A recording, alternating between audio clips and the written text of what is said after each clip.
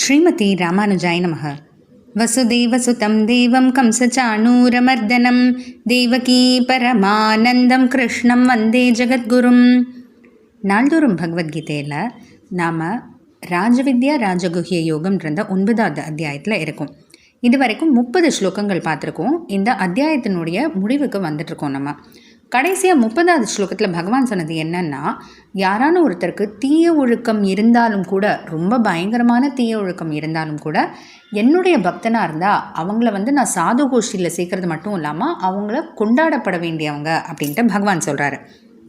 இப்போது அதை அடுத்து ஏன்னா நமக்கே ஒரு சந்தேகம் இருக்கும் இல்லையா, என்னதான் பகவான் சொல்கிறாரு அப்படின்னாலும் அது எப்படி ஒரு தீய ஒழுக்கம் இருக்கிறவங்கள சாது கோஷ்டியில் சேர்க்கறது, அவங்கள கொண்டாடுறது அப்படின்னு சொல்லிட்டு உண்மையாக தான் சொல்கிறாரா அப்படின்னு நமக்கே உள்ளூரை தோணும் இல்லையா.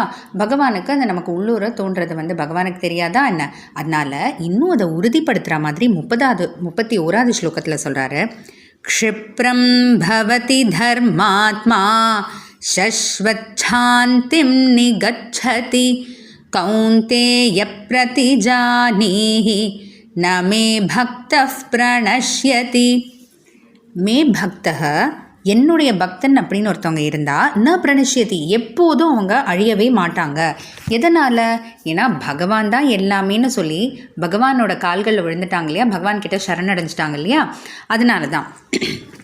இப்போது பாவம் அப்படின்னு பக்திக்கு சில தடங்கல்கள் இருக்குல்ல, அதுக்கு போன பிறகு தான் பக்தி வருமா அப்படின்றதுக்கு தான் பகவான் சொல்லிட்டாரு.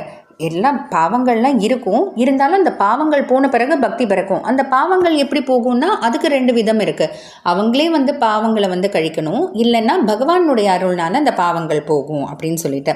அப்போது அந்த போன பிறகு பக்தி வரும் இல்லையா, எப்போ உடனே வருமா இல்லை ரொம்ப நாள் கழித்து தான் வருமானா, க்ஷிப்ரம் தர்மாத்மா பவதி. க்ஷிப்ரம்னா வெகு விரைவிலேயே, ரொம்ப விரைவிலேயே என்கிட்ட பக்தி பண்ணுறதுனால தர்மாத்மா பவதி என்னுடைய பக்தனாக ஆகிறாங்க அப்படின்ட்டு பகவான் சொல்கிறாரு.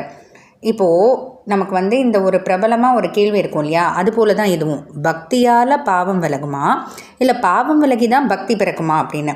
அதாவது முதல்ல பக்திக்கே தடங்கல்களாக இருக்கக்கூடிய சில பாவங்கள் இருக்கும். அதை அந்த பாவங்களை நம்ம கஷ்டப்பட்டோ இல்லை துன்பங்களை அனுபவிச்சோ அந்த பாவங்களை தொலைக்கலாம், அல்லது பகவானுடைய அருள்னால அந்த பாவங்கள் தொலையலாம். அதுக்கு பிறகு பக்தி பிறக்கும் இல்லையா, அந்த பக்தி பிறந்த பிறகு பக்தி செய்து செய்து மற்ற பாவங்களும் விலகும் அப்படின்றது தான் ஒரு தொடர்பு மாதிரி. இப்போ பக்தி பிறந்த பிறகு என்ன அப்படின்னா, சஸ்வத் சாந்திம் நிகச்சதி. சஸ்வத் நிரந்தரமாக, சாந்திம் நிகச்சதி. இந்த இடத்துல சாந்திம்ன்றது தீய ஒழுக்கம் தொலைதல், அதை தான் சாந்திம்னு சொல்கிறாங்க. நிரந்தரமாகவே தீய ஒழுக்கம் போய் தீய ஒழுக்கத்துக்கு ஆளாகி நாசமடையாமல் இருப்பாங்க அப்படின்ட்டு சொல்கிறாரு. யார்? பகவான்கிட்ட சரணடைகிறவங்க, பகவானுடைய கால்களில் விழறவங்க, பகவானே தான் எல்லாம்னு சொல்லி இருக்கிறவங்களுக்கு முதல்ல பக்திக்கே தடங்கல்களாக இருக்கக்கூடிய அந்த பாவங்கள் விலகி பக்தி பிறந்து பிறகு பக்தி செய்து செய்து பகவானுடைய பக்தர்கள் ஆகிடுறாங்க இல்லையா. அப்படிப்பட்ட அந்த பகவானுடைய பக்தர்களுக்கு அந்த தீய ஒழுக்கம் தொலைகிறது மட்டும் இல்லாமல் அவங்க இனிமேலும் எப்போதும் தீய ஒழுக்கத்துக்கு ஆளாகி நாசம் அடையவே மாட்டாங்க. இதை நல்லா புரிஞ்சுக்கோ.